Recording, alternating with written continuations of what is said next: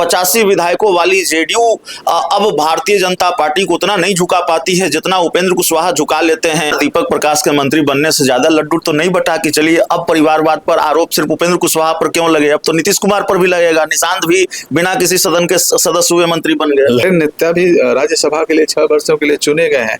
इसके बाद जो है दीपक प्रकाश जी का पार्टी के हित के लिए जो है उन्होंने निर्णय लिया और उनका निर्णय जो होता है राष्ट्रीय लोक मोर्चा का हर कार्यकर्ता जो है स्वीकार करता है। कैसे मनाया था उपेंद्र कुशवाहा ने आपको? माध्यम से रामेश्वर महतो को अभी तक मना नहीं पाए हैं। रामेश्वर महतो जी कहाँ नाराज थे? अभी उनका राज्यसभा में बयान सुन लीजिए कि नेता के लिए ब्लड की भी जरूरत पड़ेगी तो हम दे देंगे। नमस्कार, आप देख रहे हैं 4 PM और मैं हूं अभिषेक मिश्रा।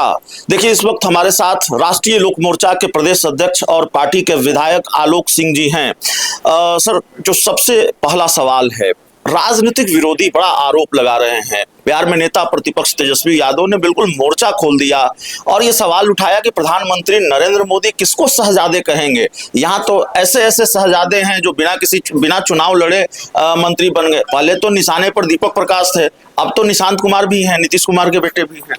देखिए, भारतीय लोकतंत्र में एक संवैधानिक प्रक्रिया है। रहा सवाल उनका, तो उनके समय में आप देखेंगे 5-5 लोग एक ही परिवार से नहीं हुए।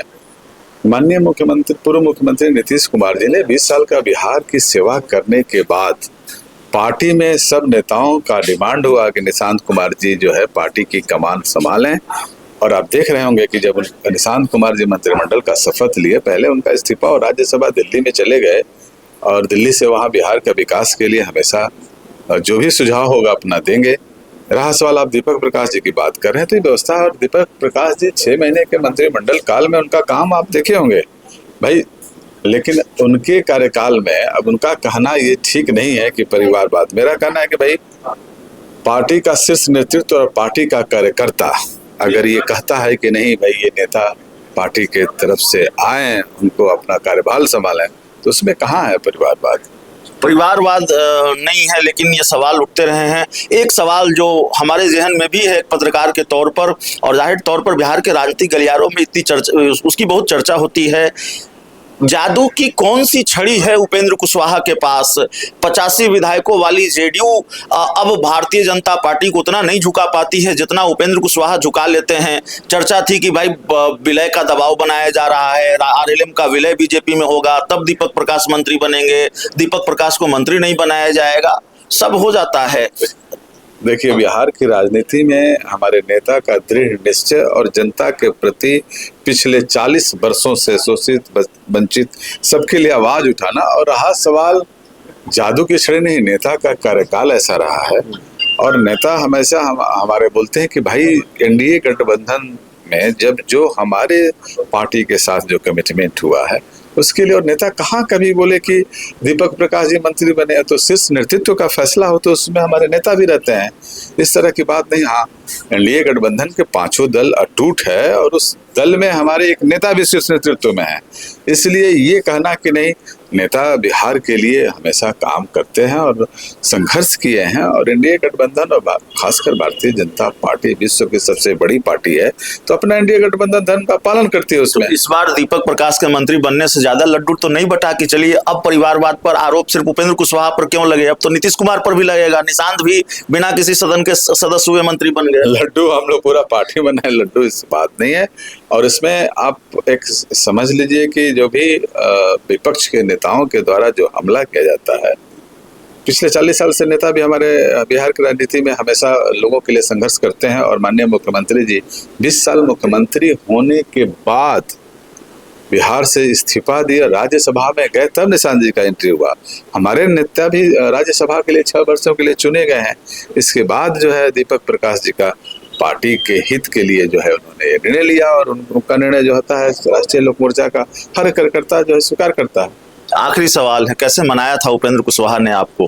कभी हमको जरूरत ही नहीं पड़ी। अब आप सोच लीजिए कि जिस उपेंद्र कुशवाहा जी राष्ट्रीय अध्यक्ष जी ने मेरे 15 साल संघर्ष के बाद मुझे सिंबल दिया और मैं विधायक बना, उसमें मैं रूठा कब था कि हमको मनाने की जरूरत पड़ गई? नाराज तो थे मीडिया के नहीं, ये तो देखिए, हम तो एक बार वहीं दिनारा में एक दही चूड़ा का भोज रखे थे। आलोक सिंह का पहचान आप जानते नहीं है, टूटने वाले में से है। हम तो इंडिया गठबंधन के लिए काम करते हैं। जब भी जरूरत पड़ता है और हम लोग टूटेंगे। और हम लोग अपने नेता राष्ट्रीय अध्यक्ष उपेंद्र कुशवाहा जी पे अटूट भरोसा करते हैं। आप उनका आशीर्वाद रहा, एनडीए गठबंधन का आशीर्वाद रहा, उन्होंने अपने पार्टी से मुझे लड़ाया, तो नाराजगी तो कभी था ही नहीं। नाराजगी कहाँ था? आपके माध्यम से। रामेश्वर महतो को अभी तक मना नहीं पाए हैं। रामेश्वर महतो जी कहाँ नाराज थे? अभी उनका राज्यसभा में बयान सुन लीजिए कि नेता के लिए ब्लड की भी जरूरत पड़ेगी तो हम दे देंगे। मेरा कहना है कि आपके माध्यम से ही, अरे भाई रामेश्वर महतो जी ने अपना कोई मांग रखा था नेता के पास, कल हम भी कोई मांग रखेंगे तो उसमें नाराजगी कहाँ होती है? जल्दी हमने आखिरी सवाल कहा था, आपको कहीं निकलना भी है।